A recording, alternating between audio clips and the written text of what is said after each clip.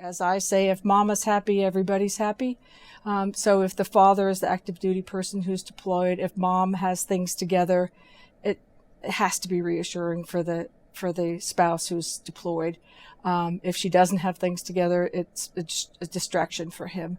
So I try, especially when the babies are little, when the children are little, to really help the moms to feel competent, to let them be more aware of what resources are out there for them, and that they're not alone, because most people that live here and that are spouses of military people, they don't have their family close.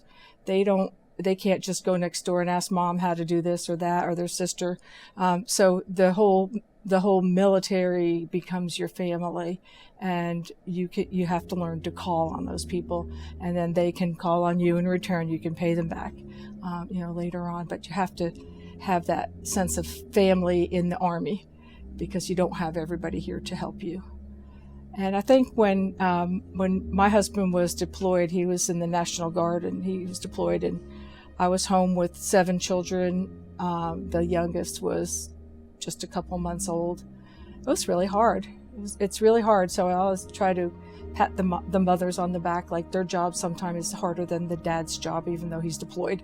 It's really important that they understand that they are playing a vital role in keeping our country safe.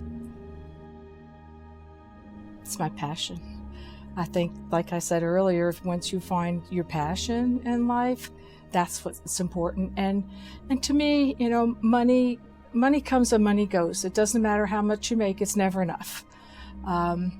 So I think I realized that like years ago, that it doesn't, as long as you have a roof over your house, over your head, you've got food on the table, you're able to take care of your children.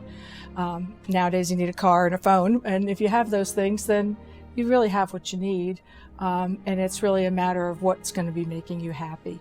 If you have a job that doesn't make you happy or is not fulfilling, it doesn't matter how much money you have, you're not going to like going to work. I love going to work. I love taking care of my patients, and I think that counts for a lot more than money does.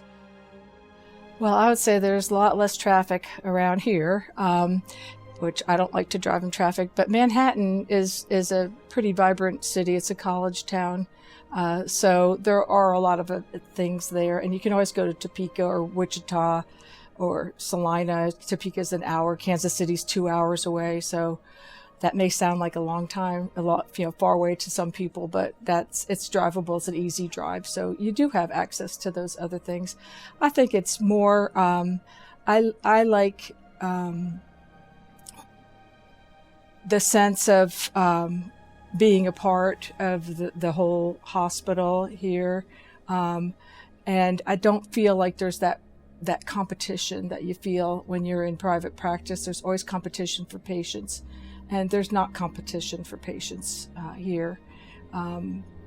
And I think that's one big advantage. The people here are great. You do get, like 11 holidays now, paid holidays. You get, depending on how long you get here, you've been here, you get time off, you get leave time, you get sick leave. So there's plenty of opportunities to have, more time off than you would probably take in private practice, which I tend not to take that many days off because I like to work, but knowing that you can is half of it. I always thought when I was in the Air Force, I can't wait to get out of the Air Force because it'll just be so much better. But it's not.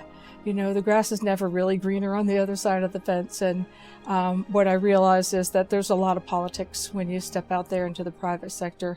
There's politics in the military, but they're not quite the same.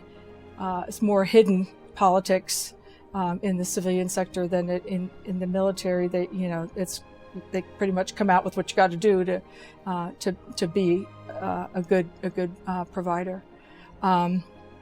So in that respect, I think that was that the military is a better place. Then after I did that started my practice, I after baby number 4, I decided that I really can't keep doing this and take care of 4 children. So I took a break. We moved to Kansas.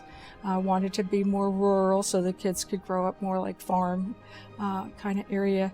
And then when my youngest was about 8, I decided to come back into practice. So studied up real hard, took my it's not the boards, but you have to do like a renewal. So I did the renewal and I was like, okay, I passed this on the first time. I think I'm ready. And then that's when I was looking for jobs. And the military always was attractive to me because I was familiar with it. And also I like the population. You have young people.